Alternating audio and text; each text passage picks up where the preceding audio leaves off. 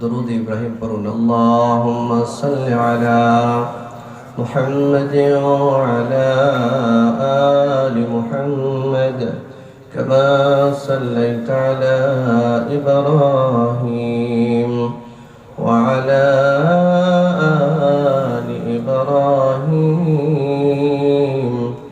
إنك حميد مجيد اللهم بارك على محمد وعلى آل محمد كما باركت على إبراهيم وعلى آل إبراهيم إنك حميد مجيد بلغ العلا بكماله كشف الدجى بجماله حسنت جميع خصاله صلوا عليه وآله رب زدني علما رب يسر ولا تعسر وتمم بالخير رب اشرح لي صدري ويسر لي أمري واحلل عقدة من لساني يفقه قولي سبحانك لا علم لنا إلا ما علمتنا إنك أنت العليم الحكيم وسبحانك لا فهم لنا إلا ما فهمتنا إنك أنت الجواد الكريم আলহামদুলিল্লাহ উপবিষ্ট আছেন এলাকার সর্বস্তরে দিন প্রিয় ইসলাম প্রিয় আমার মুমিন মুসলমান ভাইয়েরা, পর্দার আড়ালে অবস্থানরত আমার সম্মানিত মা ও বোনেরা, আল্লাহ সুবহানাহু ওয়া তাআলার দরবারে অসংখ্য শুকরিয়া আদায় করছি যে মহান মালিক আমাদেরকে পবিত্র জুমার দিন, একটা পবিত্র দিনে আল্লাহ পাকের কাছে অত্যন্ত সম্মানিত একটা দিন, মুসলিম উম্মার কাছে অত্যন্ত দামি একটা দিন। জুমার নামাজের পর থেকে নিয়ে আমরা এই দিনই কাজের সাথে জড়িত আছি এখনো পর্যন্ত। আল্লাহ তাআলার সন্তুষ্টির জন্য এই প্রচণ্ড ঠান্ডার রাতে এভাবে মাটিতে আমরা অনেকে বসে আছি। বিশ্বাস করুন, এই কাজগুলো আপনার আমার জন্য আশা করা যায় মুক্তির কারণ হবে ইনশাআল্লাহ। আল্লাহ যে আমাদেরকে সুযোগ করে দিয়েছেন, আমরা যে এই জান্নাতের বাগানে বসতে পেরেছি, এখনো ধৈর্য ধরে বসেছি, এটা আল্লাহ পাকের বহুত বড় মেহেরবানি। আমরা সেই মহান রবের দরবারে হৃদয়ের গভীর থেকে শুকরিয়া জ্ঞাপন করি, সকলে করি আলহামদুলিল্লাহ। আপনাদের সকলে ঠান্ডা বেশি লেগেছে, অনেক রাত হয়ে গেছে, তো উপর থেকেও পানি পড়ছে। আসলে আমাদের এই শ্রম, আমাদের এই পরিশ্রম, আমাদের এই জেগে থাকা, আমাদের এই সফর সবটুকুনি লিওয়াজহিল্লাহ, আল্লাহর জন্য। কার জন্য? আল্লাহর জন্য। আল্লাহ যেন এই কাজগুলো আমাদের জন্য নাজাতের জরিয়া বানান, বলুন আমিন। আপনি ছোট্ট কোনো কাজ করবেন, সেই কাজটাও আল্লাহর জন্য করবেন। ছোট হোক বড় হোক, সবটুকুন কাজ কার জন্য হবে? আল্লাহর জন্য হবে। আপনাদের এলাকার মানুষ, শ্রীপুরের মানুষ, বর্মি, কাপাসিয়া এলাকার মানুষ অনেক কোরআন প্রিয়, ইসলামের জন্য অনেক নিবেদিত প্রাণ, আলহামদুলিল্লাহ। তবে দেখছি রাস্তাঘাটে এবং বিভিন্ন দোকানপাটে বহু মানুষ ঘোরাচ্ছেন, দাঁড়িয়ে আছেন, আশপাশে ঘুরতেছেন। অনুরোধ করব, আসুন একটু সময়, এই বেশি লম্বা সময় দেওয়ার সুযোগ নেই, কারণ শুক্রবারে সবাই আমরা ব্যস্ত, খুব ক্লান্ত। বিশেষ করে যারা মসজিদের খতিব, তাদের তো ঘুম হয় না, আবার যারা বয়ান করেন তাদের তো আরো ঘুম হয় না। আমি খুব ক্লান্ত, আপনাদের সামনে লম্বা কথা বলার সুযোগ নেই। আমরা একটু ধৈর্য ধরে আল্লাহর জন্য কিছু সময় বসে যাই। আল্লাহ তাআলা কবুল করুক। আপনাদের এখানে আসার জন্য আমাদের গ্রামের, আমি যেই গ্রামে জন্মগ্রহণ করেছি, আমাদের এই গ্রামের আমার এক ভাই আপনাদের এলাকায় থাকেন, আনোয়ার ভাই, হয়তো এখানে আছেন। ওনাকে শুকরিয়া জানাই, ওনার মাধ্যমেই আসলে দাওয়াতটা রাখা। তো আপনাদের কাছে দোয়ার জন্য এসেছি। আমার ভাইকে আল্লাহ জাযায়ে খায়ের দান করুক, মাদ্রাসাটাকে আল্লাহ পাক কবুল করুক। আপনাদের ছেলে মেয়েগুলো মাদ্রাসায় দিবেন। মহিলা মাদ্রাসা, মহিলা মাদ্রাসা কোন জায়গা পর্যন্ত? জামাতে মিজান পর্যন্ত দেওয়া আছে এই মাদ্রাসাটা। মেয়েগুলোকে মাদ্রাসায় পাঠাবে, ছেলেগুলোকে মাদ্রাসায় পাঠান। যদি না হয়, কথাটা যদি বুঝে না আসে, একদিন বুঝে আসবে যখন আপনার ছেলে মেয়েগুলো আপনার বিদ্রোহী হয়ে দাঁড়াবে। আপনার বিরুদ্ধাচরণকারী হিসেবে যেদিন দাঁড়িয়ে যাবে, সেদিন বুঝে আসবে ছেলেটাকে মাদ্রাসায় কেন পড়ালাম না, মেয়েটাকে মাদ্রাসায় কেন পড়ালাম না। বুয়েটের মতো একটা ইউনিভার্সিটি, এই বুয়েটের ইউনিভার্সিটিতে যে ছেলেরা পড়াশোনা করে, যে ছাত্রছাত্রীরা পড়াশোনা করে, এরা কিন্তু মেধার দিক থেকে সারা বাংলাদেশে শ্রেষ্ঠ মেধাবী। এরা যারা পড়াশোনা বুঝেন, স্কুল কলেজ ইউনিভার্সিটি বুঝেন, মেধা কি জিনিস, প্রতিভা কি জিনিস বুঝেন, তারা সেটা উপলব্ধি করবেন। ঢাকা বিশ্ববিদ্যালয় বলেন, বুয়েট বলেন, কুয়েট বলেন, যে কোনো বিশ্ববিদ্যালয়ে নর্মাল কোনো ছাত্র চান্স পায় না। বুয়েটের মতো একটা ইউনিভার্সিটিতে দেশ সেরা মেধাবী ছাত্ররা সেখানে পড়াশোনা করে, অথচ সেখানে তারা এত মেধাবী হওয়ার পরেও ধর্মীয় শিক্ষার অবক্ষয় থাকবার কারণে নিজেরা নিজেদের এক সহপাঠীকে পিটিয়ে মেরে ফেলেছে। আপনারা মনে হয় এটা অদ্ভুত কথা শুনতেছেন, নতুন কথা শুনতেছেন। এ কথা শোনেন নাই? মাত্র একদিন না 2 দিন আগে আমাদের আদালত থেকে রায় হয়েছে, বিচারপতিরা রায় দিয়েছে, 20টা ছেলেকে ফাঁসির রায় দেওয়া হয়েছে। 20টা ছেলেকে মেরেছে, একটাকে ফাঁসি হলো কয়জনের? 20 জনের। এই পরিবারগুলো,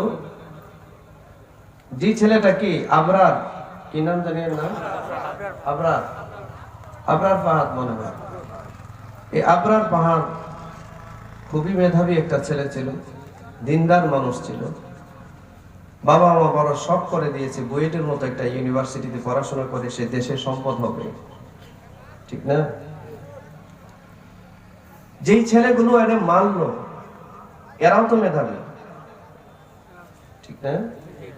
এরাও তো মেধাবী। যাদের ব্যাপারে আজকে ফাঁসি অর্ডার করা হয়েছে, রায় দেওয়া হয়েছে, এরাও তো মেধাবী। এদের মা বাবার কলিজাটা কি বলতেছে এখন? অথবা আবরার ফাহাদকে যখন পিটিয়ে হত্যা করা হয়েছে, 1 গ্লাস পানি দেওয়া হয় নাই তাকে খাওয়ার জন্য, তখন তার রূহটা কি বলেছে?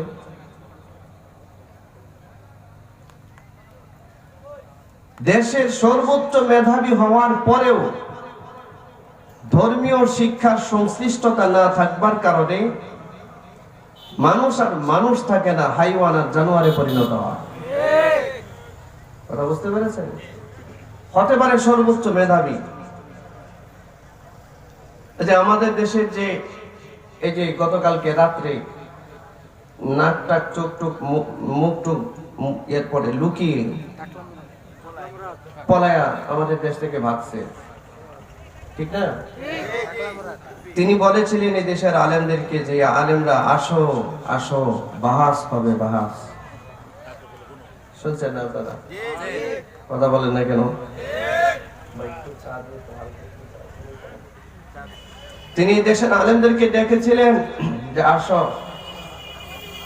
কি হবে? বাহাস হবে, বাহাস। বাহাস বুঝেন আপনারা? হ্যাঁ, বিতর্ক, বিতর্ক। এবং এটা বলতে কি তিনি বলেছেন যে এরা তো আমার সাথে বাহাস করতে পারবে না, কারণ আমি মেধাবী, আর হুজুর হচ্ছে এদের মাথার মধ্যে গোবর। হুজুরদের মাথায় কি গোবর? গোবর অবশ্য অনেক দামি এক জিনিস, ভালোই বলছে, খারাপ বলে নাই, কিন্তু সে যেই লক্ষ্যে বলছে এটা ভালো ছিল না।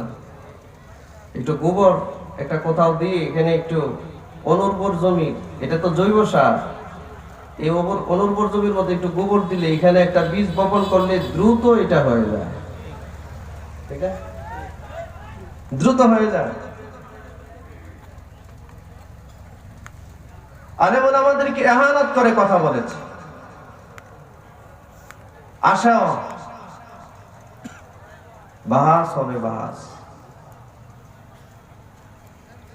কার সাথে বাহাস করছে সে এখন? এই অদ্ভুত সন্ত্রাসী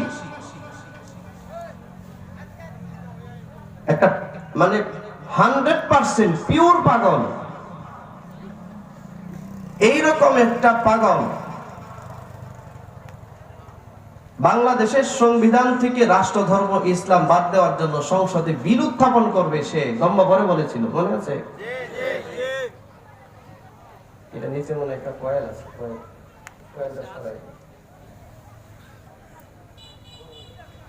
এই উন্মাদ, এই বেয়াদব কিছুদিন পরে বলেছে যে বাংলাদেশের সংবিধানে বিসমিল্লাহ থাকতে পারে না। শোনেননি? এই দেশটা তো মুসলমানের দেশ নাকি? 92% মুসলমানের দেশ।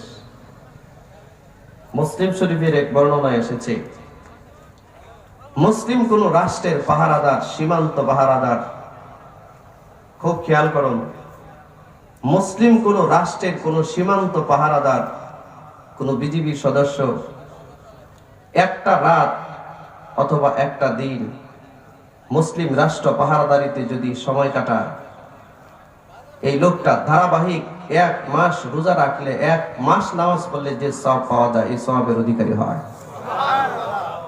আসতে বলছেন কেন? সুবহানাল্লাহ। ধারাবাহিক 1 মাস রোজা রেখেছেন, 1 মাস রোজা রাখলে তো কষ্ট হয়ে যায় অনেকে। ধারাবাহিক 24 ঘন্টা নামাজে কে দাঁড়িয়েছিলেন 1 মাস? অথচ আল্লাহ রাসূল সাল্লাল্লাহু আলাইহি ওয়াসাল্লাম বলেন, মুসলিম কোন রাষ্ট্রের পাহারাদার তিনি যখন পাহারা দেন, সীমান্ত পাহারা, একটা রাত অথবা একটা দিন, 24 ঘন্টায় 12 ঘন্টা যদি পাহারা দেয়, তাহলে ধারাবাহিক 1 মাস নামাজ, ধারাবাহিক 1 মাস রোজা রাখার সওয়াব তার আমলনামায় বিদ্যমান হয়। আর এই বিয়াদব বলে বাংলাদেশে ইসলামী রাষ্ট্র থাকতে পারে না, রাষ্ট্র ধর্ম ইসলাম থাকতে পারে না। সে এই দেশের সমস্ত প্রশাসনের বাইরের বিরুদ্ধে কথা বলেছে। সারা রাত আমরা রাস্তাঘাটে যারা থাকি, এদিক সেদিক সফর করি, প্রতি রাতে রাস্তাঘাটে পুলিশ সারা রাত দাঁড়িয়ে ডিউটি করে, ঘুম নাই চোখে, সীমান্ত পাহারা দিচ্ছে আমাদের দেশের বিজিবি সদস্যরা, দিচ্ছে না? ইসলামী রাষ্ট্র বিধায় আমার দেশের একজন বিজিবি সদস্য যখন রাষ্ট্র পাহারাদার হয়, সীমান্তের পাহারাদার হয়, 24 ঘন্টার মধ্যে 12 ঘন্টা সময় যখন সীমান্ত পাহারা দেয়, ধারাবাহিক 1 মাস রোজা রাখা এবং 1 মাস নামাজ পড়ার সওয়াব তার আমলনামায় যুক্ত হয়। সুবহানাল্লাহ, জোরে বলুন সুবহানাল্লাহ। শুধু তাই নয়, তিনি যদি ইন্তেকাল করেন, সীমান্ত পাহারাদারি করতে গিয়ে যদি আক্রান্ত হয়ে শাহাদাত বরণ করেন, মারা যান, এই লোকটা মরে গেলেও কিয়ামত পর্যন্ত প্রতিদিনের আমল অনুসারে, 12 ঘন্টার আমল অনুসারে ধারাবাহিক 1 মাস নামাজ, 1 মাস রোজার যে সওয়াব, এটা কিয়ামত পর্যন্ত জারি হয়ে যায় তার আমলনামায়, কিয়ামত পর্যন্ত। আপনি ভাবতে পারেন ইসলামী রাষ্ট্রের কি প্রয়োজন, ইসলামী জীবন ব্যবস্থার কি প্রয়োজন, ইসলামী শিক্ষার কি প্রয়োজন, রাষ্ট্রীয় ধর্ম ইসলাম কেন থাকতে হবে? এদেশের এখনো পর্যন্ত আলহামদুলিল্লাহ 92% মুসলমানের দেশ, প্রশাসনে এখনো ম্যাক্সিমাম লোক মুসলমান, ঠিক কিনা ধরে বলুন? নিশ্চয়ই বিজেপির একজন সদস্য এই সওয়াব থেকে বঞ্চিত হতে চাইবে না, তবে তিনি সওয়াব থেকে বঞ্চিত হতে চাবেন না। প্রশাসনের পুলিশ ডিপার্টমেন্টের কোন সদস্য সারা রাত ব্যাপী দাঁড়িয়ে পাহারা দেয় ইসলামী রাষ্ট্রের, কখনোই তিনি চাবেন না এই সওয়াব থেকে বঞ্চিত হতে। আমার দেশের রাষ্ট্রপ্রধানের বাড়ির দরজার সামনে পুলিশ পাহারা দেয়, বিভিন্ন রাষ্ট্রীয় স্থাপনায় পুলিশ পাহারা দেয়, অন্যান্য আইন শৃঙ্খলা রক্ষাকারী বাহিনীর সদস্যরা পাহারা দেয়, সারা রাত দাঁড়িয়ে থাকে, রাষ্ট্রীয় কোষাগারের সম্পদ পাহারা দেয়। এরা এক রাত একদিন যদি এই সম্পদ পাহারাদারি করে, ধারাবাহিক এক মাস রোজা রাখা এবং 1 মাস সিয়াম সাধনা করা, রোজা রাখার সওয়াব আল্লাহ তাআলা আমলনামায় দান করে। নিশ্চয়ই প্রশাসনের লোকজন ইসলামী রাষ্ট্র যদি না থাকে, রাষ্ট্র ধর্ম ইসলাম যদি না থাকে, সারা রাত কেন সারা জীবন জাগ্রত থাকলেও তার আমলনামায় একটা সওয়াব সংযুক্ত হওয়ার কোনো সুবিধা নাই। অতএব এই রাষ্ট্রে, এই দেশে ইসলামী রাষ্ট্র থাকা উচিত। এটা শুধু মৌলবীদের প্রয়োজনে নয়, এটাই দেশের সমস্ত মানুষের প্রয়োজনে, ঠিক কিনা? কারণ ইসলামী রাষ্ট্রে যত মুসলিম বসবাস করে সারা পৃথিবীতে সবচেয়ে শান্তিপূর্ণ বসবাস করে তারা, ঠিক না? প্রিয় ভাইরা, আমি যে কথা বলছিলাম,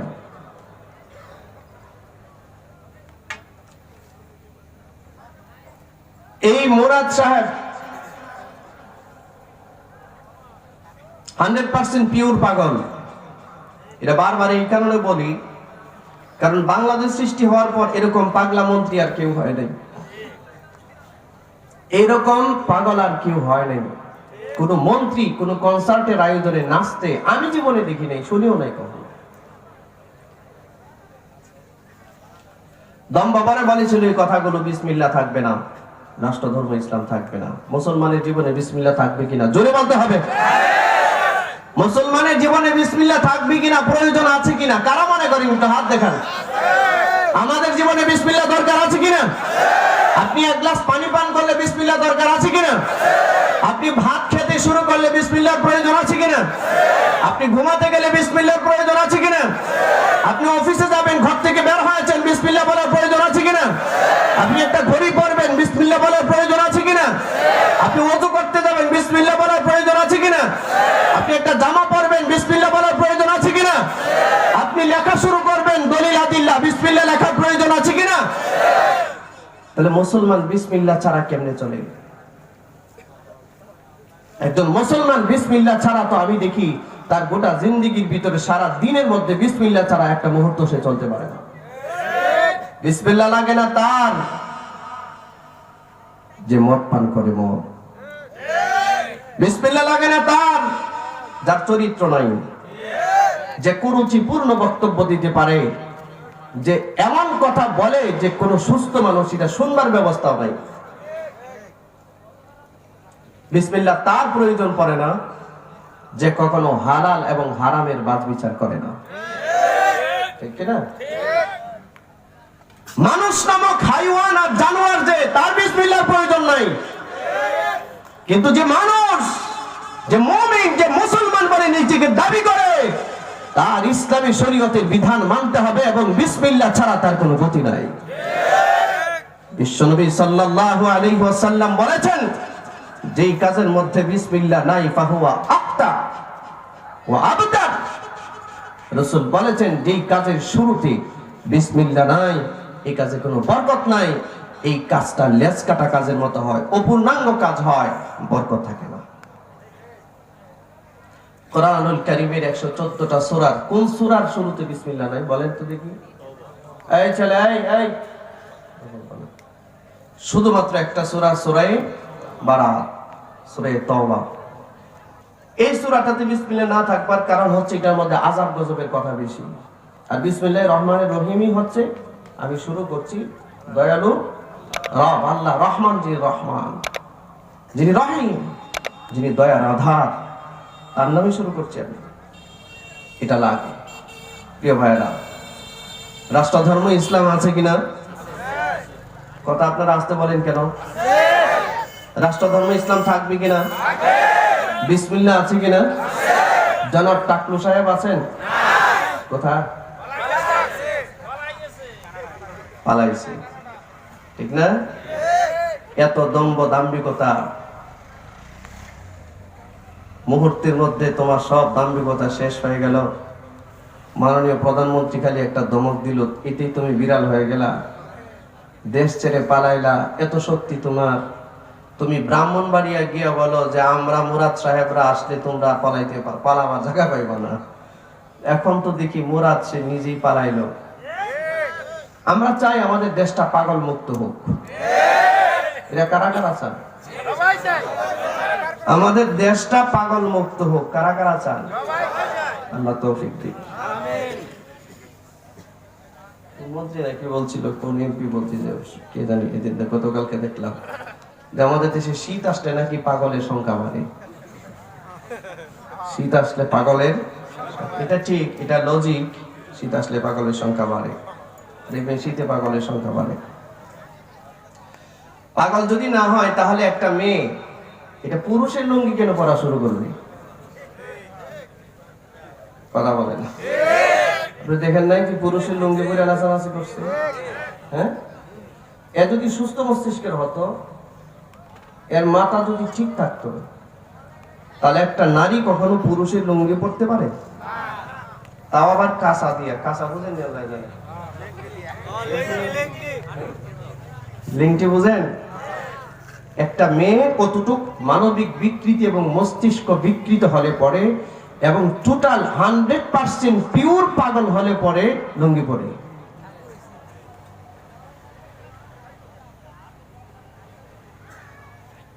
প্রতিটা স্তরে স্তরে, প্রতিটা জায়গায় পাগলের আস্তানা গেড়ে বসেছে এরা।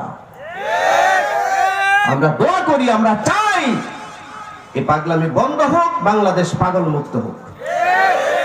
আলহামদুলিল্লাহ আমাদের দেশে পাগলের সংখ্যা কম, একটা মাত্র হসপিটাল, তাও কোথায়? Pabna mental hospital. আর আপনি যারা সারা দুনিয়ার সভ্য দেশ দাবি করে, আমেরিকার এমন কোন স্টেট নাই যে যেখানে 50টা 100টা মানসিক হসপিটাল নেই। পাগলের সংখ্যা ওখানে বেশি। তো এই জন্য দেশে পাগলামি করে করে সোজা দৌড় দেয় ওই দেশে, হাসপাতাল তো ওইখানে, ঠিক না? আমি বলতেছিলাম আপনার এই লোকটা কেন এরকম পাগল হলো? এটা ডাক্তার, আমি জানি না এ কেমনে ডাক্তার হলো, আমার বুঝি না। এর ডাক্তারের সার্টিফিকেটটা কে দিল? কেমনে পাস করছে? কেমনে পাস করলো? ডাক্তারি বিদ্যা তো একটা মারাত্মক মেধা লাগে, মেধা। বইতে পড়াশোনা করলে, ইঞ্জিনিয়ারিং পাস করতে হলে, আপনার টেকনোলজির উপরে পড়তে হলে মেধা লাগে, মেধা। মাথার মধ্যে কিছু লাগে, তারপরে পড়াশোনা করতে হয়। এরা কেন আজকে হিংস্র হয়ে গেল? আলোচনার বিষয়টা এটা। বুয়েটের ছাত্ররা কেন আজকে হিংস্র? সে কোনো তার সহপাঠীকে পিটিয়ে মেরে ফেলে, সহপাঠীও মারা যায়, তারাও ফাঁসির কাস্টেতে ঝুলতেছে। 20টা ছেলের মৃত্যুদণ্ডের আদেশ দিয়েছেন মহামান্য আদালত।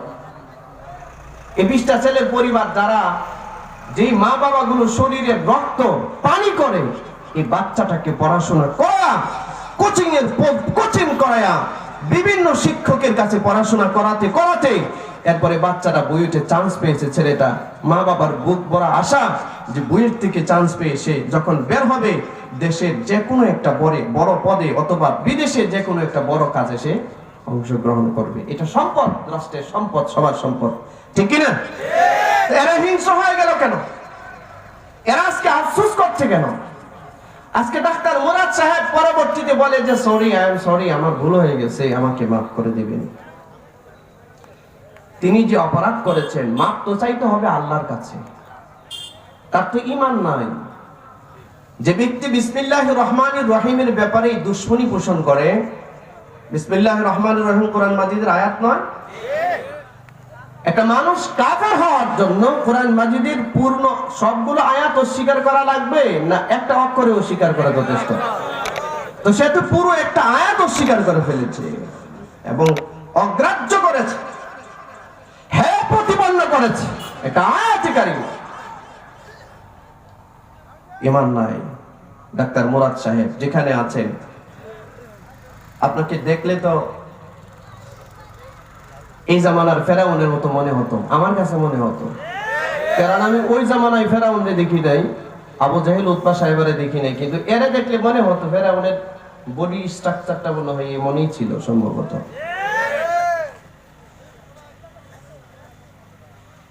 আল্লাহ আপনাকে হেদায়েত করুন, আপনি সারেন্ডার করুন আল্লাহর কাছে, তওবা করুন। যদি কথাগুলো গিয়ে থাকে কখনো আপনার কাছে, ফিরে আসুন, রবের কাছে আসুন। আর না হয় গোটা দুনিয়া, এই কানাডা কেন, পৃথিবীর যেখানে যাবেন সেই জায়গাটা আপনার জন্য সংকুচিত হয়ে যাবে। আল্লাহ বলেছেন, আল্লাহ ومن أعرض عن ذكري فإن له معيشة ضنكا। আল্লাহু আকবার, জোরে বলেন। আল্লাহ রাব্বুল আলামিন বলেন, যে মানুষটা আমি আল্লাহর শরণ থেকে, আমার কোরআন থেকে মুখ ফিরিয়ে নেয়, সারাটা দুনিয়া এবং পরকালীন জিন্দেগি আমি তার জন্য সংকুচিত করে দেই। সংকুচিত হয়। হাজার কোটি টাকার মালিক, কয়েক লক্ষ কোটি টাকার মালিক, আল্লাহর ধার ধারে না, কোরআনের ধার ধারে না। ইবাদত কাকে বলে ধার ধারে না? আল্লাহ রাসূলের কথা শুনতে পারে না, মসজিদ মাদ্রাসার কথা শুনতে পারে না, মোল্লা মৌলবী দাড়িওয়ালা টুপিওয়ালার কথা শুনতে পারে না। আছে না এরকম জানোয়ার? কথা বলুন, এমন জানোয়ার আছে না? বহু আছে, বহু আছে। হাজারো কোটি টাকার মালিক, কিন্তু এই মানুষ নামক জানোয়ারটার খবর নিয়ে দেখেন, তার পরিবারে শান্তি বলতে কোনো শব্দ নাই, সুখ বলতে কোনো শব্দ নাই। তার বিবি কোথায় থাকে সেটা 7 লাখ টাকা দিয়ে, সে বলে ঢাকায় তার বাড়ি। সে আমাকে বলে, হুজুর সারাটা রাত খাটের এ মাথা আর ওই মাথায় ঘোরাফেরা করি, কিন্তু ঘুম হয় না। কি দরকার 17 লাখ টাকা দামের খাটে? ঘুম যদি না হয়। এরকম মানুষ যারা আছে, যে মানুষগুলো আল্লাহ থেকে মুখ ফিরিয়ে নিয়েছে, যারা কোরআন থেকে মুখ ফিরিয়ে নিয়েছে, যারা আল্লাহর জিকির থেকে মুখ ফিরিয়ে নিয়েছে, যারা রাসূলের সুন্নাহ থেকে মুখ ফিরিয়ে নিয়েছে, যারা মসজিদ মাদ্রাসা থেকে মুখ ফিরিয়ে নিয়েছে, যারা আলেম ওলামা থেকে মুখ ফিরিয়ে নিয়েছে, এই মানুষগুলোর ব্যাপারে আল্লাহ বলেন, ওমান আ'রাদা আন যিকরি ফাইন্না লাহু মাঈশাতান দানকা। আল্লাহ বলেন, আমি আল্লাহ এর জীবনটাকে সংকুচিত করে দিয়েছি। সংকুচিতের অর্থ হচ্ছে অশান্তি আর অশান্তি। সারা রাত যায়, ঘুমায় না। বাংলাদেশি ঘুমের ট্যাবলেটে ঘুম আসে না। আমেরিকা থেকে ঘুমের ট্যাবলেট এনেছে ঘুমাবার জন্য, আমেরিকার ঘুমের ট্যাবলেট খায়, তাও ঘুম আসে না। ঘুম কে দেয়? আরো জোরে বলুন, ঘুম কে দেয়? আল্লাহ ঘুম দেয়। আল্লাহ বিশ্বাস হয় তো? ঘুমে বড় নিয়ামত। ঘুম যার হয় না, সে জানে সারা দুনিয়াটা তার জন্য কতটা অশান্তির জায়গা। যার ঘুম হয় না, সে জানে দুনিয়াটা তার জন্য কতটাই আযাবের জায়গা। ভাইয়ের আমার, এই জন্য আমরা যখন ঘুমাইতে যাই পড়ি কি, আল্লাহুম্মা বিসমিকা আমুতু ওয়া আহইয়া। আমি আল্লাহর নামে মরতেছি, আমি আল্লাহ যদি চাই তিনি আবার আমাকে জীবিত করে দিবেন। ঘুম মানে একটা মরণ। যখন একটা মানুষ ঘুমায়, তার কানের রূহটা সর্বপ্রথম তার কান থেকে বিদায় নেয়। যখন একটা মানুষ ঘুমায়, তার চোখের যে রূহ আছে, চোখ থেকে রূহটা বিদায় নেয়। যখন একটা মানুষ ঘুমায়, তার নাকের যে রূহ আছে, রূহটা তার থেকে বিদায় নেয়। যখন একটা মানুষ ঘুমায়, তার জিহ্বা, তার জবানের যে রূহটা আছে, এটা তার থেকে বিদায় নেয়। যখন একটা মানুষ ঘুমায় তার গোটা বডির যতগুলো রূহ আছে এইটা তার থেকে বিদায় নেয়, একটা মাত্র রূহ শুধু সঞ্চারিত থাকে।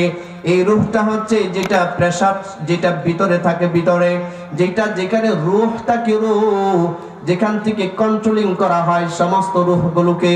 এই সেন্ট্রাল পাওয়ার থেকে একটা মাত্র রূহ থাকে, বাকি সমস্ত রূহগুলো তার থেকে বিদায় নেয়, আকাশের মধ্যে চলে যায়। যত সময় ঘুমিয়ে থাকে তত সময় রূহগুলো আকাশের মধ্যে থাকে। যখন আবার সজাগ হয় আকাশ থেকে সর্বপ্রথম কানের রূহটা মানুষের কানের মধ্যে ফিরে আসে। কানের মধ্যে যখন রূহ ফিরে আসে, কোন মানুষ যখন ডাক দেয়, মানুষ যখন তাকে ডাক দেয় অথবা অ্যালার্ম দেয়, অ্যালার্ম দেয় না, অ্যালার্ম দেয়, অথবা স্বামীকে বিবি ডেকে দেয়, অথবা সন্তান বাবাকে ডেকে দেয়, ছাত্র উস্তাদকে ডেকে দেয়, কানের রূহ নাই। যখনই ডাক দেয় সাথে সাথে কানের রূহটা যেখানে চলে গেছে এই রূহটার কাছে খবর হয়ে যায়, এই রূহটা সর্বপ্রথম কানে চলে আসে। এরপরে সারা দেহের যতগুলো রূহ আছে একটা একটা করে তার কাছে আবারও আসতে থাকে। ভাইরা আমার, এই ঘুম কিন্তু আল্লাহর দেওয়া বড় এক নিয়ামত। একটা মানুষ যখন ঘুমাইতে যায় এই জন্য আল্লাহর নামে ঘুমাইতে হয়, যে আমি আল্লাহর নামে ঘুমাইতেছি না, আমি আল্লাহর নামে মরতেছি, এটা একটা মরণ। এমনও বহু মানুষ আছে ঘুমের ঘরে শুয়েছে, এশার নামাজ পড়ে শুয়েছে, ঘুমের ঘরে আছে, ফজরের সময় তার বিবি তারে ডাকে, দেখে এখন আর নাড়াচাড়া করে না। আছে না এমন মানুষ? এখন আর নাই, দেহটা পড়ে আছে কিন্তু রূহটা যেখানে গিয়েছে আল্লাহ বলেছে এই রূহ আর তার দেহে ফিরে যাবে না, মারা গেছে। ঘুমের জন্য যদি আল্লাহ বলতেন তাহলে দোয়াটা হতো এমন, আল্লাহুম্মা বিসমিকা আনুমু ওয়া আহইয়া, আনুম নামা ইয়ানুমু আনুম, ইয়া নামা ইয়ানুমু নামা আনুম, নামা ইয়ানুম। এই নামা শব্দের অর্থ হচ্ছে নুম, শব্দের অর্থ হচ্ছে ঘুম, নামা শব্দের অর্থ হচ্ছে ঘুম।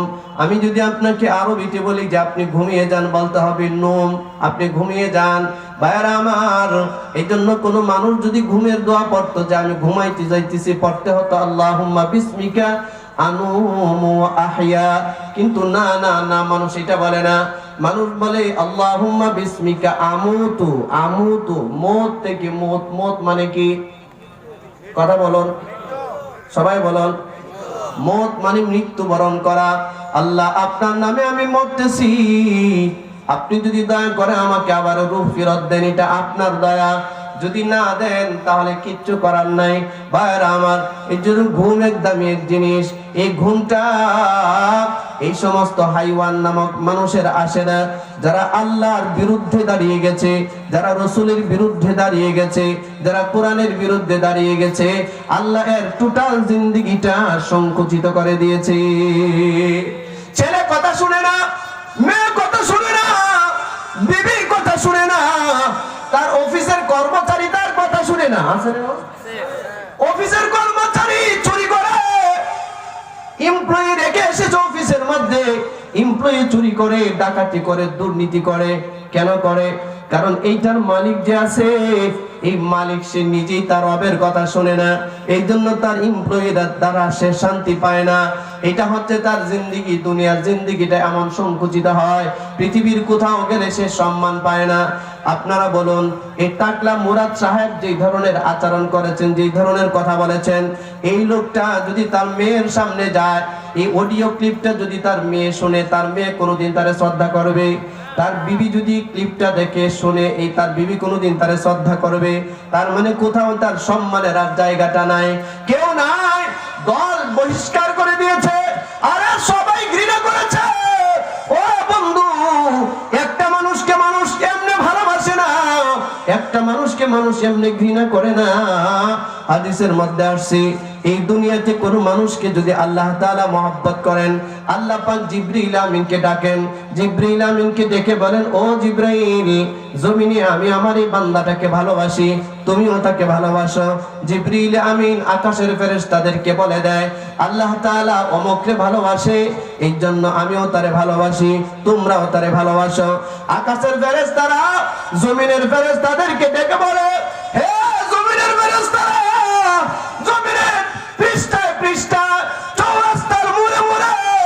রাস্তার মোড়ে মোড়ে তোমরা যারা ডিউটি করো, বাড়িতে ঘরে ব্যবসা বাণিজ্যে তোমরা যারা ডিউটি করো, আল্লাহ তাআলার ফেরেশতারা, প্রথম আকাশের ফেরেশতারা আল্লাহর এই বান্দাটাকে ভালোবাসে, জিবরিল আমিন এই বান্দাটাকে ভালোবাসে, স্বয়ং আল্লাহ তাআলা এই বান্দাটাকে ভালোবাসে, আমরাও তাকে ভালোবাসি, তোমরাও তাকে ভালোবাসো। সুবহানাল্লাহ। এইজন্য জমিনের মানুষ তারে ভালোবাসতে শুরু করে। জমিনের মানুষ ভালোবাসে বিদায় জমিনের প্রশাসন তার বিরুদ্ধে আচরণ করে, কিন্তু জমিনের মানুষের হৃদয়ের মধ্যে ভালোবাসা দিয়ে দিয়েছেন আল্লাহ। এই জন্য শাইখুল ইসলাম আল্লামা আহমদ শফী যখন মারা যায়, লক্ষ লক্ষ মানুষ তার জানাজায় হাজির হয়ে যায়। ঠিক কিনা জোরে বলেন? এই ভালোবাসা কে দিয়েছে? এই জোরে বলেন, জোরে বলেন। এই ভালোবাসা কে দিয়েছে? আল্লাহ দিয়েছে। আল্লাহ যখন বাতিলের আতঙ্ক আল্লামা জুনায়েদ বাবনগরী রহমাতুল্লাহি আলাইহি মারা যায়, সারা দুনিয়ার পথভ্রষ্ট পথহারা যারা, এরা বাবনগরীর কথা শুনলে কাঁপতে থাকে। ঠিক কিনা জোরে বলেন? এরা বাবনগরীর সহ্য করতে পারে না। কিন্তু বাবনগরী রহমাতুল্লাহি আলাইহি যখন ইন্তেকাল করেছেন, সারা দেশের আনাচে কানাচ থেকে লক্ষ লক্ষ মানুষ তার জানাজায় হাজিরা হয়ে গেছে। কেন এটা কেন? হে পৃথিবীর মানুষ, যদি এটা জানতে চাও আসমানের মালিক কারে ভালোবাসে, যদি এটা জানতে চাও আসমানের ফেরেশতারা কারে ভালোবাসে, যদি এটা জানতে চাও হযরত জিবরিল আমিন কারে ভালোবাসে, জমিনের ফেরেশতারা কারে ভালোবাসে, যদি জানতে চাও মানুষটা মারা যাওয়ার পর তার জানাজার দৃশ্যটার দিকে তাকাও। জানাজার দৃশ্য তাকাইলে বুঝতে পারবা জমিনের বাসিন্দারা কারে ভালোবাসে, আসমানের বাসিন্দারা কারে ভালোবাসে। আবার আল্লাহ তাআলা যখন কাউকে অপছন্দ করে, আল্লাহ পাক জিবরিল আমিনকে ডাক দেয়, ডাক দিয়ে বলে, ও জিবরাইল, এই লোকটা বড়ই নাফরমান, এরা আমি অপছন্দ করি, এরা আমি পছন্দ করি না, তুমি এরা পছন্দ করো না।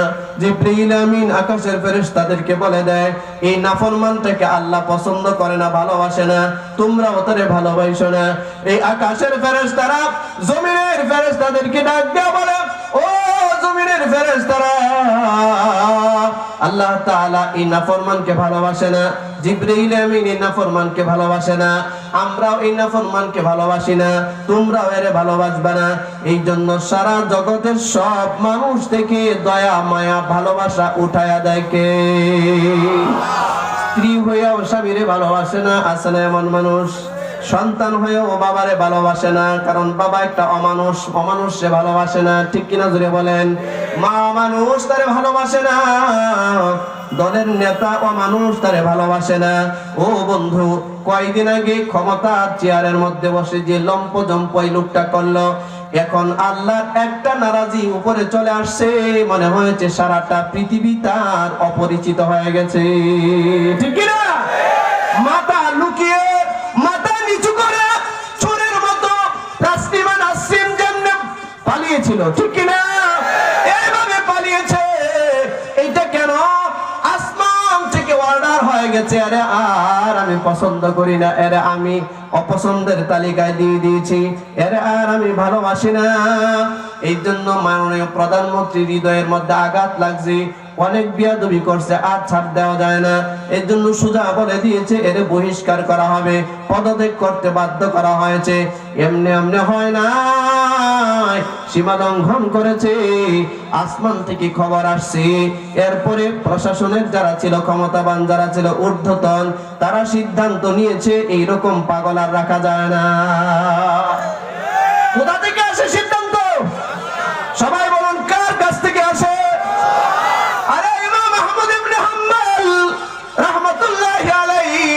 জেলখানার মধ্যে যখন বারবার খুর মারে, বারবার ইমাম আহমদ ইবনে হাম্বলকে তারা, এই প্রশাসক তৎকালীন সময়ে জালিম বাদশা বারবার প্রহার করে, বারবার মারে, সমস্ত প্রশাসন তার বিপক্ষে চলে গেছে।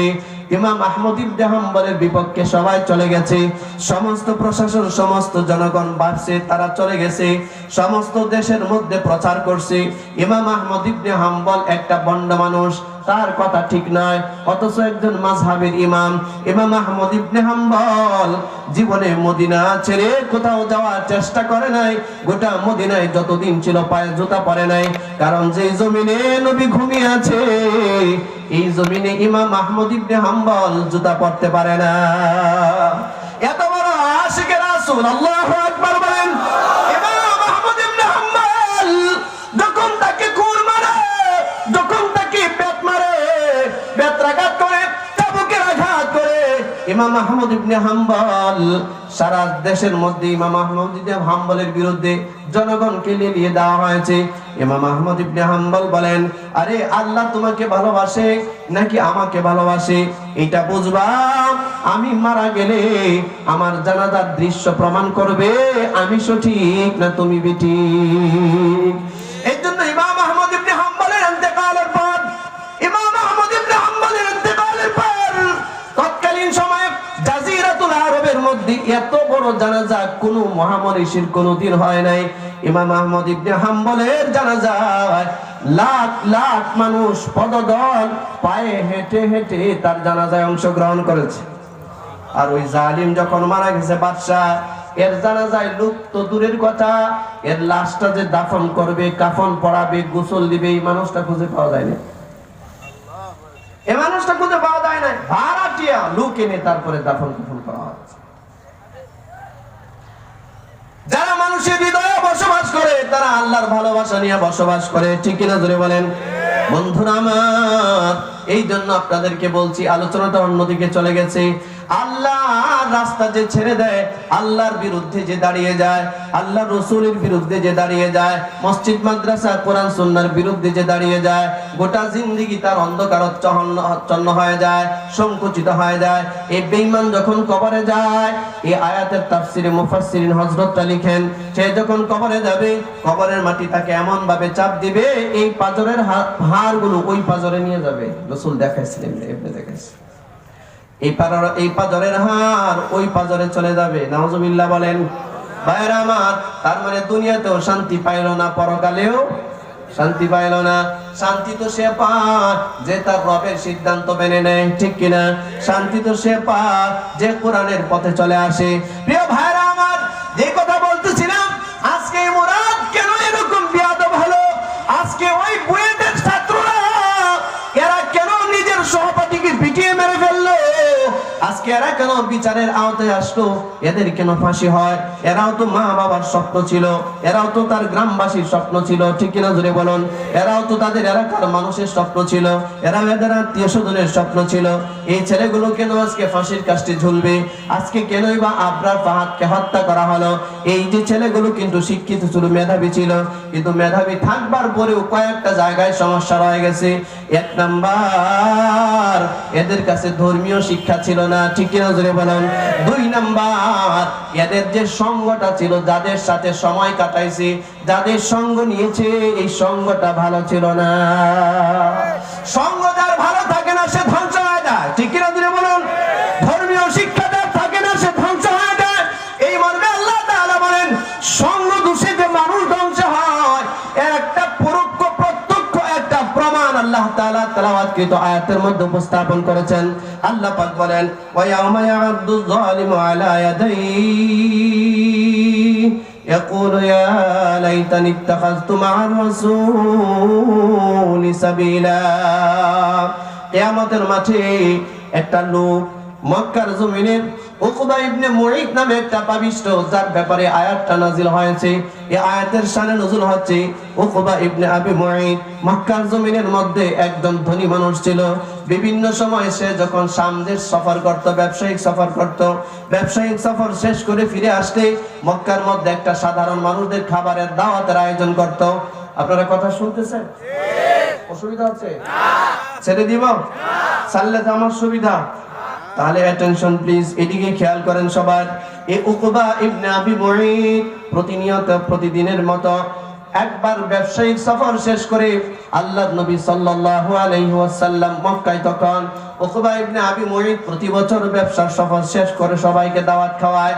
উকবা ইবনে আবি মুঈত মনে মনে চিন্তা করলো, কত মানুষকে খাওয়াইলাম দাওয়াত, কিন্তু মক্কার জমিনে যে সবচেয়ে বড় বিশ্বস্ত মানুষ, আল আমিন মানুষ, সবচেয়ে নেককার মানুষ, জীবনে কোনোদিন মিথ্যা কথা বলে নাই, জীবনে কোনোদিন কারো আমানতের খেয়ানত করে নাই, এই উকবা ইবনে আবি মুঈত নিয়ত করলো এবার ব্যবসার সফর শেষ করে ওই মহামানব মুহাম্মদুর রাসূলুল্লাহ, সবাই দুরূদ শরীফ পড়েন সাল্লাল্লাহু আলাইহি ওয়াসাল্লাম, নবীকে দাওয়াত করব। প্রথম দাওয়াতটা নবীকে করব, নবীকে দাওয়াত করে খাওয়াবো, এটা তার প্রথম নিয়ত। এই জন্য নবীকে গিয়ে দাওয়াত করছে, আল্লাহ নবী তার দাওয়াত কবুল করেছেন। বিশ্বনবী সাল্লাল্লাহু আলাইহি ওয়াসাল্লাম দাওয়াত কবুল করে তার বাড়িতে যখন গেছেন দাওয়াত খাওয়ার জন্য, নবীজি দাওয়াত খাওয়ার জন্য বসে গেছেন। ওই জায়গার মধ্যে গিয়ে যখন বসেন, খাবার পরিবেশন করা হয়েছে, আল্লাহর নবীর সামনে খাবার আসছে। নবীজি চিন্তা করলেন, আল্লাহর হাবিব চিন্তা করলেন, এই খাবারটা যেহেতু আমার সামনে আসছে, এই সুযোগে আমি একটু উকবা ইবনে আবি মুঈতকে দাওয়াতটা দিয়ে দিই। না, আপনারা এদিক সেদিক চলে যাচ্ছে। তাহলে আমি শেষ করে দিলাম। দোয়া চাই ইনশাআল্লাহ, আপনাদের কাছে দোয়া চাই। হ্যাঁ, এই যে উঠা বসা করতেছেন, আপনারা উঠে যাচ্ছেন, এই করতেছেন, একটু বসেন না, বেশি সময় তো নিব না। এই ছেলে, এই ছেলে, এই বসো বসো বাবা, বসো বসো। এই বাচ্চাটাকে বসাই দেন আর না বের করে দেন। হ্যাঁ, পেশাব দলে যাও, প্রসাব দলে যাও, বেরিয়ে যাও, যাও। ভাইরা আমার, লক্ষ্য করেন যে কয়জন আছেন, একটু অল্প সময় বসেন। বন্ধুরা আমার, উকবা ইবনে আবি মুঈতের বাড়িতে রাসূল যখন খাবার শুরু করবেন, এই মুহূর্তে ভাবলেন আমি তার বাড়িতে আসছি, সুযোগে তাকে আমি ইসলামের দাওয়াত দেই। উকবা ইবনে আবি মুঈতকে রাসূল ডাকলেন, ডেকে বললেন, হে উকবা ইবনে আবি মুঈত, তুমি আমাকে দাওয়াত করেছো, তুমি আমাকে বিশ্বাস করো, সম্মান করো, আমিও তোমাকে বিশ্বাস করি, তোমাকে সম্মান করি। উকবা শোনো, আমি তোমাকে মহব্বত করি বিধায় তোমার বাড়িতে আমি দাওয়াত খেতে এসেছি। আমি দাওয়াত খাবো একটা শর্তে, কারণ আমি জানি তুমি যে মূর্তির পূজা করো, হুবল আর মানাতের পূজা করো, লাত আর উজ্জার পূজা করো, এগুলোর দ্বারা তুমি কিন্তু মুক্তি পাইবে না, এগুলো দ্বারা তুমি শিরিক করছো, তুমি চিরস্থায়ী জাহান্নামে যাবে। এই জন্য তোমাকে আমি বলছি, তোমাকে দ্বীনের দাওয়াত দিচ্ছি, এক তাওহীদের দাওয়াত দিচ্ছি, রিসালাতের দাওয়াত দিচ্ছি, আখিরাতের দাওয়াত দিচ্ছি। তুমি কালিমাটা পড়ে নাও, তাহলে তোমার বাড়িতে খেতে আমার কোনো আর বাধা থাকবে না। আর যদি তুমি কালিমা না পড়ো, তা আমি নবী হয়ে তোমার বাড়িতে খাবার খেতে পারি না। উকবা ইবনে আবি মুঈত বলে, হ্যাঁ, কেন আমি কালিমা পড়বো না? আপনার মতো সত্যবাদী কোনো মানুষ এই মক্কার জমিনে নাই, আপনি আমাকে কালিমা পড়ায় দেন। আশহাদু আল্লা ইলাহা ইল্লাল্লাহ ওয়া আশহাদু আন্না মুহাম্মাদার রাসূলুল্লাহ। কালিমা পড়ায় দিয়েছে উকবা ইবনে আবি মুঈত, মুসলমান হয়ে গেছে। মন থেকেই কিন্তু কালিমা পড়ছে, মন থেকেই পড়ছে কালিমা, মন থেকেই পড়ে নিয়েছে। রাসূল যেহেতু দাওয়াত দিয়েছে, মন থেকেই সে পড়ে নিয়েছে, কালিমাটা স্বীকার করে নিয়েছে। এই সংবাদটা তার কিছু দুষ্ট বন্ধু ছিল, দুষ্ট বন্ধু, এই যে আবরার ফাহাদকে যে হত্যা করলো, একজনে হত্যা করছে নাকি না কয়েকজন মিলে মারছে? কয়েকজন মিলে মারছে, কয়েকজন মিলে মারছে। এরকম দুষ্ট বন্ধুর পাল্লায় যদি কোনো মানুষ পড়ে যায়, সে নিজে কিন্তু ধ্বংস হয়ে যায়। ঠিক কিনা ধরে বলতে হবে। ভাইরা আমার, উকবা ইবনে আবি মুঈতের বন্ধু উমাইয়া ইবনে খালফ, এই উমাইয়া ইবনে খালফের এক ভাই ছিল উবাই ইবনে খালফ। এই উবাই ইবনে খালফ তার ঘনিষ্ঠ বন্ধু ছিল। উকবা ইবনে আবি মুঈতের সাথে তার ঘনিষ্ঠ একটা সম্পর্ক ছিল। আর উমাইয়া ইবনে খালফ যে হযরত বেলাল হাফসিকে মরুভূমিতে চিৎ করে শুয়াইয়া বুকের মধ্যে পাথর চাপা দিয়ে রাখতো, এই দুরাচারের নাম উমাইয়া ইবনে খালফ, এবং তার ভাইটার নাম হচ্ছে উবাই ইবনে খালফ। ও যেমন দুরাচার, খোদাদ্রোহী, সেও ছিল খোদাদ্রোহী এবং নবীর বিদ্রোহী। এই জন্য এই উবাই ইবনে খালফ যখন সংবাদ পেয়েছে, তার ঘনিষ্ঠ বন্ধু উকবা ইবনে আবি মুঈত মুহাম্মদ সাল্লাল্লাহু আলাইহি আলাইহি ওয়াসাল্লামের কালিমা পরে মুসলমান হয়ে গেছে, সেও সিদ্ধান্ত নিয়েছে সে আর ওই উকবা ইবনে আবি মুঈতের সাথে সম্পর্ক রাখবে না, তার সাথে আর সম্পর্ক রাখবে না। উকবা ইবনে আবি মুঈত একদিন হেরেমের চত্বরে যায়, যখন তার বন্ধু, ঘনিষ্ঠ বন্ধু, ফ্রেন্ড সার্কেল থাকে না, বন্ধু বান্ধব বসা, এখানে উকবা ইবনে আবি মুঈত গেলেন। সেখানে গিয়া দেখে তার ঘনিষ্ঠ বন্ধু উবাই ইবনে খালদ বসা, তার পাশে গিয়া বসছে। গিয়া দেখে এখন সে তার সাথে কথা বলে না, বারবার তার দৃষ্টি আকর্ষণ করছে কিন্তু সে কথা বলে না, বারবার তাকে জিজ্ঞাসা করছে, সে কথা বলে না।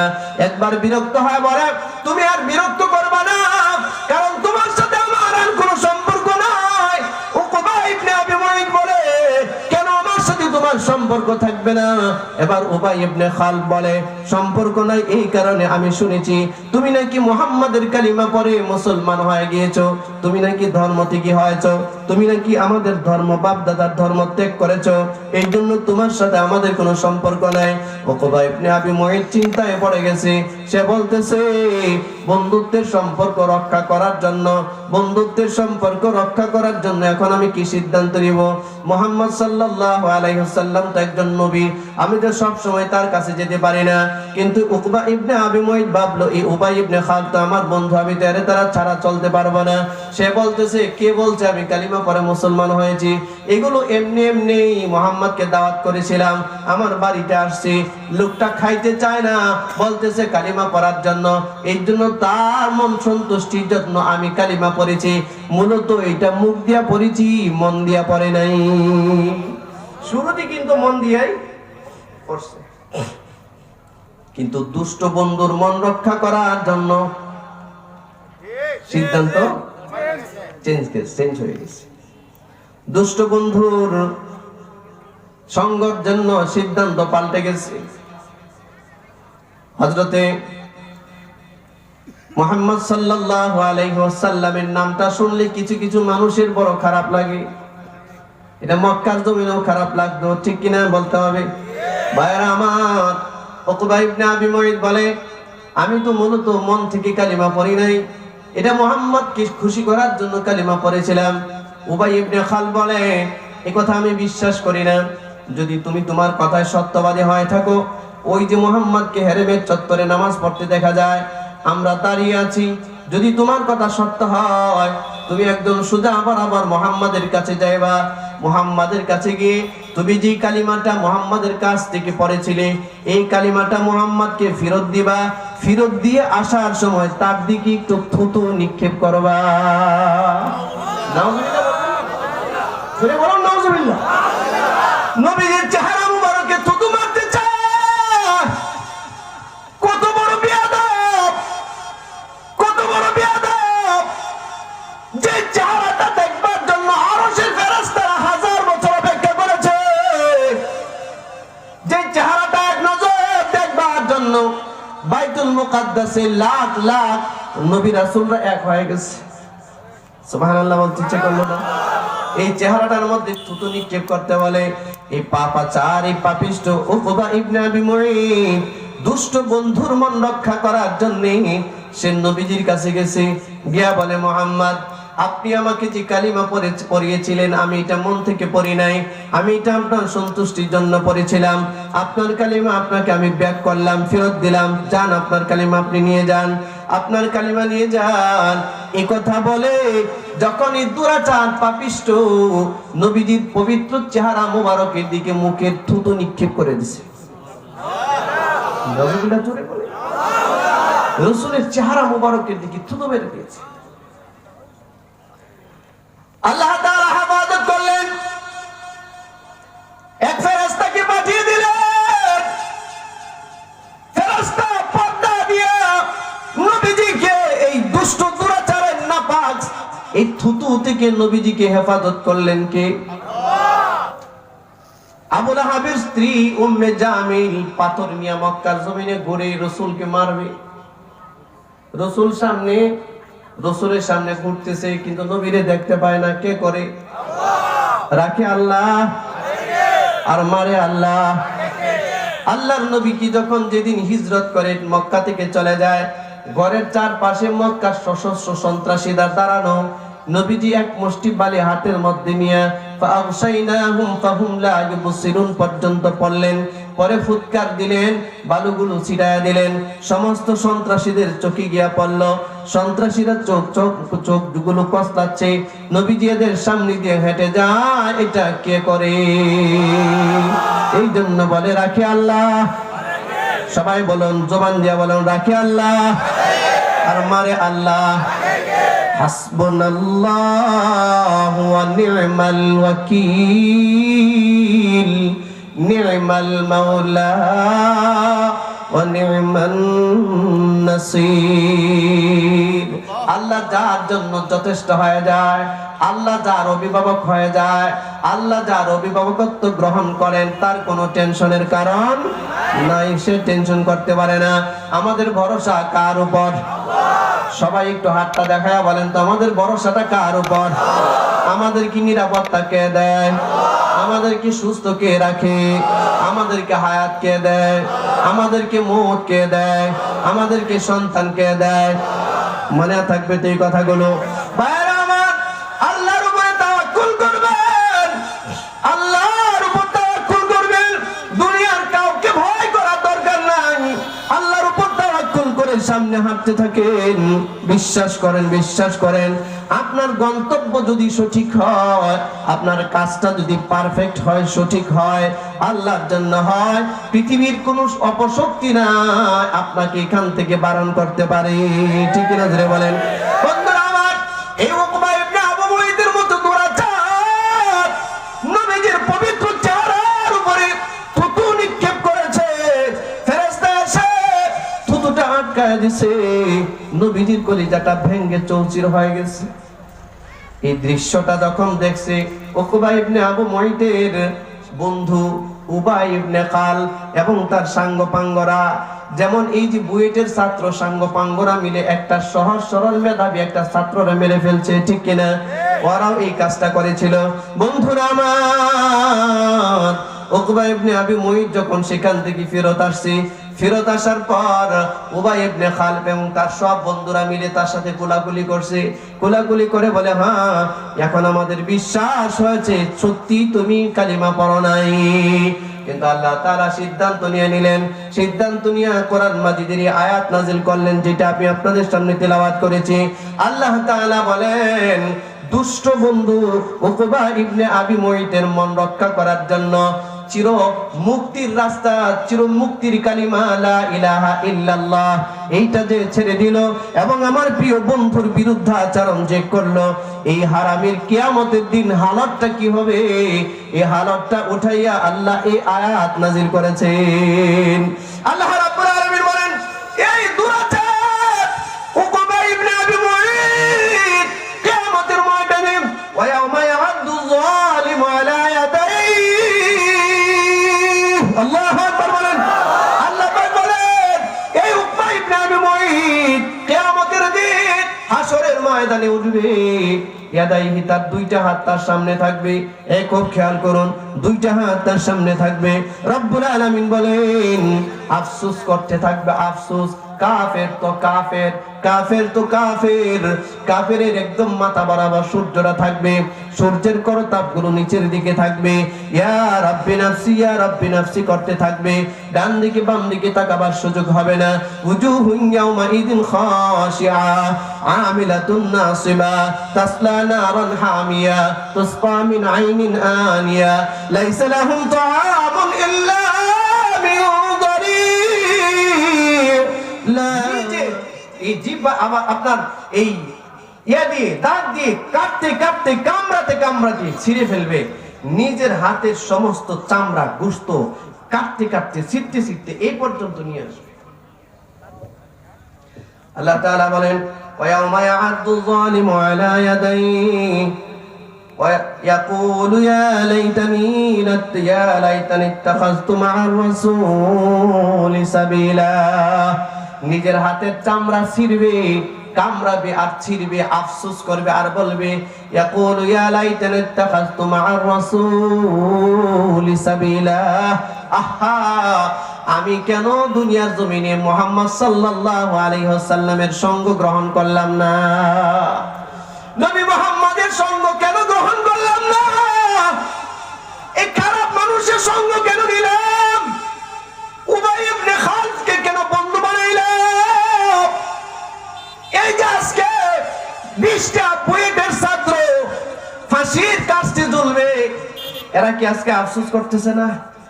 হায় রে, কি করলাম? এই খারাপ বন্ধুদের সঙ্গ কেন নিয়েছিলাম?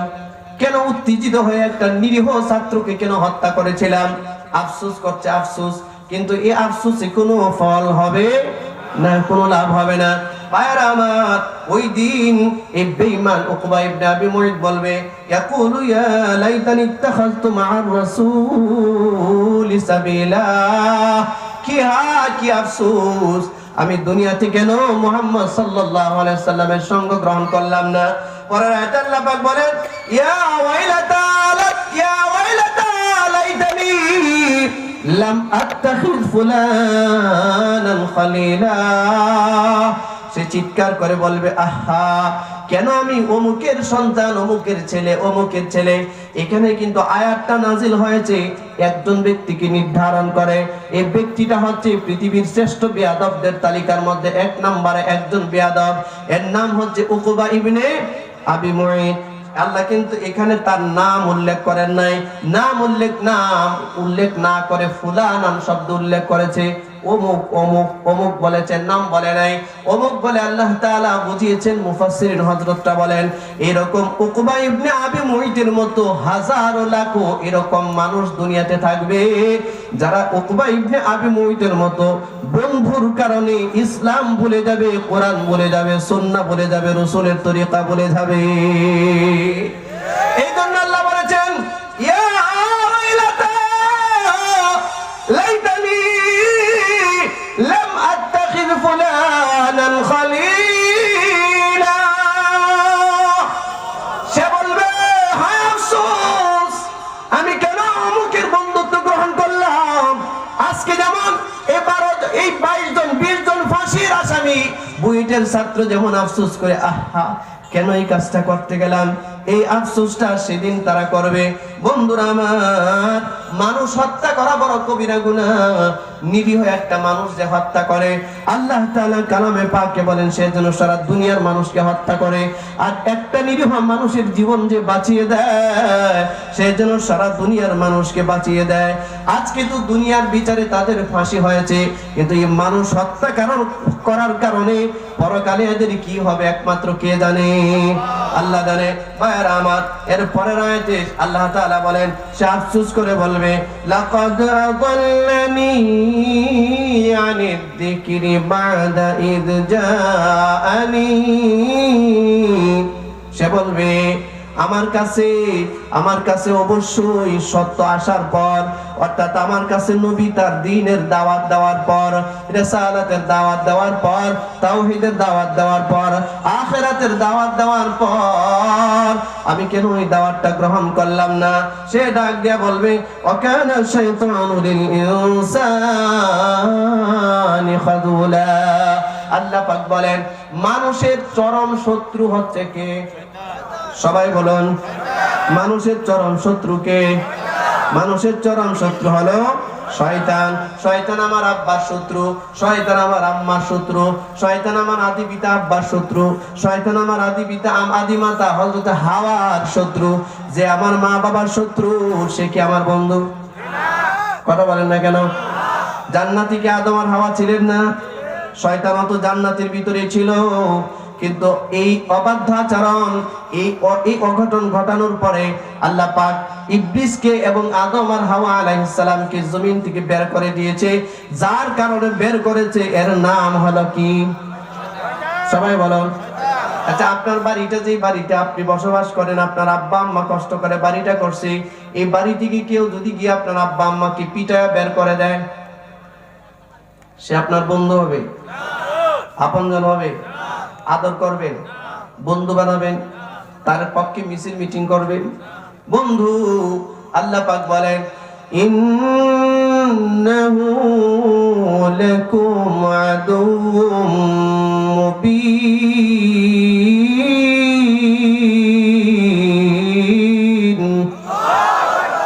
শয়তানের কোয়ালিটি বর্ণনা করতে গিয়ে বলেন, শয়তান হলো তোমাদের প্রকাশ্য, শয়তান হলো তোমাদের প্রকাশ্য শত্রু। শয়তানকে আপন বানায় না।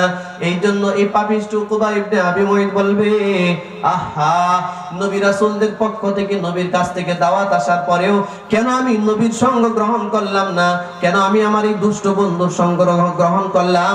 এই জন্য তার হাত হাসরের মাঠে 50,000 বছর পর্যন্ত এই হাতগুলো নিজের এই দাঁতগুলো দিয়া কামড়াতে থাকবে, ছিটতে থাকবে, কিন্তু আফসোস শেষ হবে না। আমরা যেন ওই আফসোসের দিকে না যাই।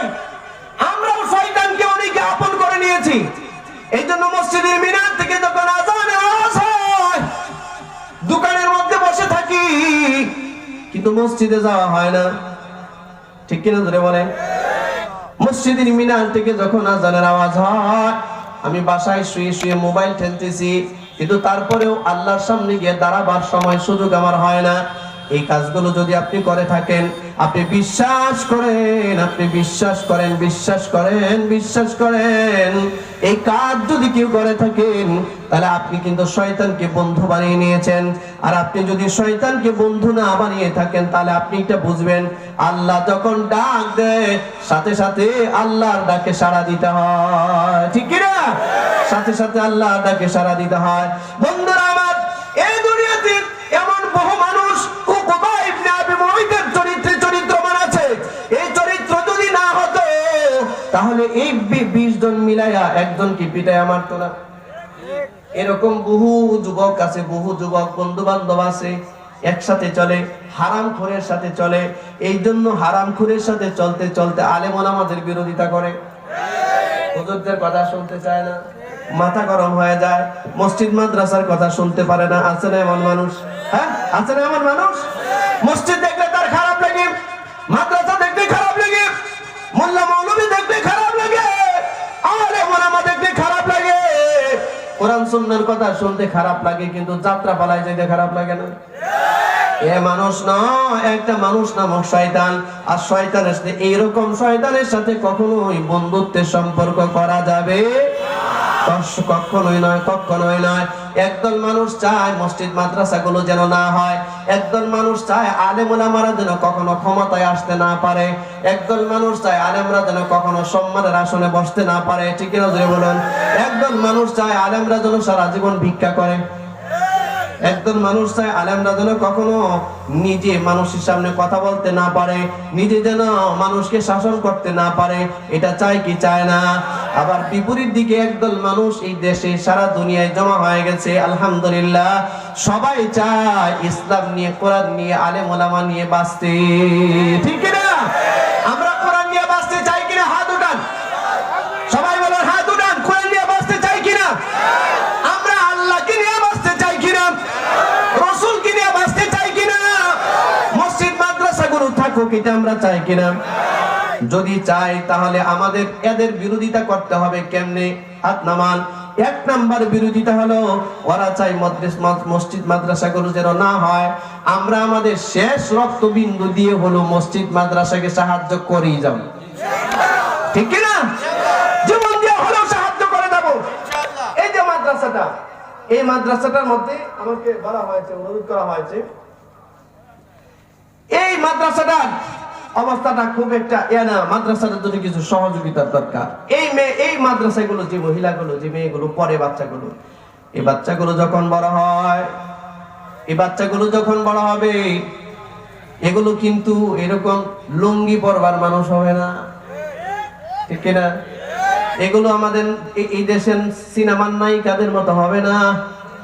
এগুলো হবে হযরতে আসিয়ার মতো, হযরতে খাদিজার মতো, হযরতে আয়েশার মতো। ঠিক কিনা ধরে বলেন? আল্লাহ তাআলা মাদ্রাসাকে কবুল করুক, বলুন আমিন।